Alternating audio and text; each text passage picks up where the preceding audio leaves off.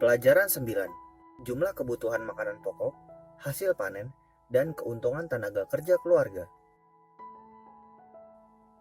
Tujuan. Pelajaran ini merupakan panduan bagi petani untuk 1. Menilai apakah jumlah padi yang disimpan untuk konsumsi sendiri cukup untuk rumah tangga sebagai jumlah makanan pokok yang dibutuhkan bulanan. 2. Menentukan hasil panen pada musim tanam padi berikutnya. Dan 3. Menghitung imbalan atau keuntungan atas tenaga kerja keluarga. Alasan. Perhitungan lain-lain yang terdiri dari 1. Menghitung jumlah kebutuhan pokok yang dibutuhkan per bulan. 2. Hasil panen berikutnya. Dan 3. Imbalan atau keuntungan atas tenaga kerja keluarga sangat penting karena berkaitan dengan ketersediaan makanan pokok di rumah tangga serta perkiraan hasil panen merupakan dasar perhitungan rencana pembiayaan musim tanam berikutnya. Tahapan. Pelajaran ini dibagi menjadi 3 tabel. 1. Jumlah makanan pokok yang akan dibeli. 2. Hasil panen. Dan 3. Upah tenaga kerja keluarga. Jumlah makanan pokok yang akan dibeli.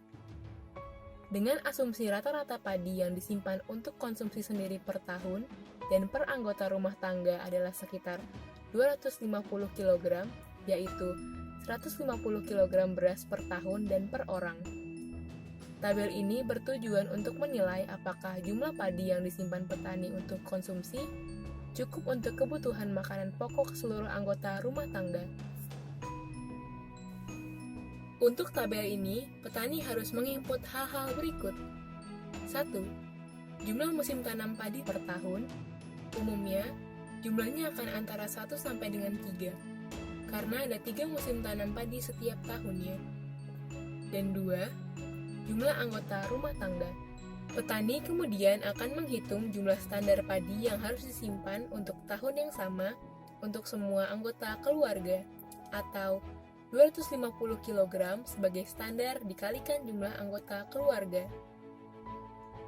Petani kemudian akan membagi total jumlah padi tersebut dengan jumlah musim padi untuk menentukan jumlah standar yang harus dipertahankan petani padi pada akhir musim, agar standar kebutuhan makanan pokok seluruh anggota keluarga terpenuhi. Jumlah ini kemudian dibandingkan dengan padi yang disimpan petani untuk konsumsi sendiri. Hasil panen. Untuk menentukan hasil produksi padi, petani harus membagi jumlah panen padi atau data yang sama seperti pada tabel produksi dan pendapatan dengan luas lahan tanam.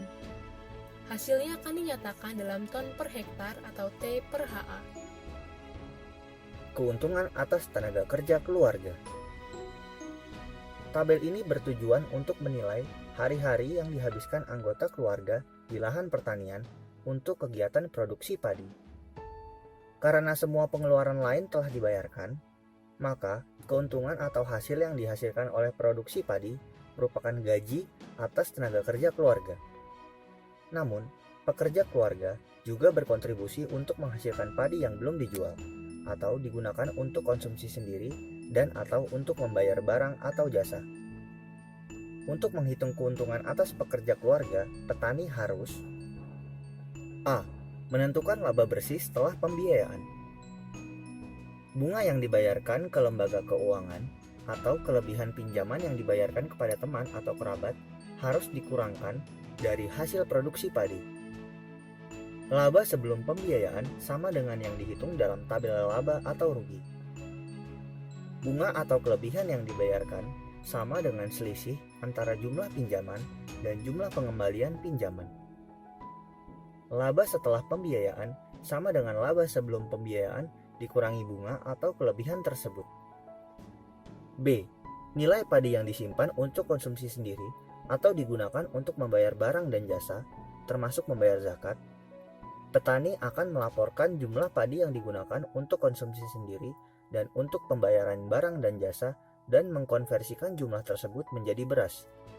Rasio konversi 0,6. Artinya, jika petani telah menyimpan 300 kg padi untuk dikonsumsi sendiri, itu setara dengan 180 kg beras. Penilaian kuantitas beras akan dilakukan dengan menerapkan harga pasar atas beras tersebut. Contoh, jika petani telah menyimpan 300 kg padi dan harga pasar beras adalah Rp4.000 per kilogram, maka nilai padi yang disimpan sama dengan 300 kg dikali 0,6 tingkat konversi dikali Rp4.000, yaitu Rp720.000. C. Laporan jumlah hari kerja pekerja keluarga. Data ini dapat ditemukan di tabel tenaga kerja keluarga. Pada tabel upah tenaga kerja sewaan dan tenaga kerja keluarga. Jumlah hari yang harus dilaporkan adalah jumlah total hari yang dihabiskan oleh pria dan wanita dari rumah tangga di lahan pertanian. D.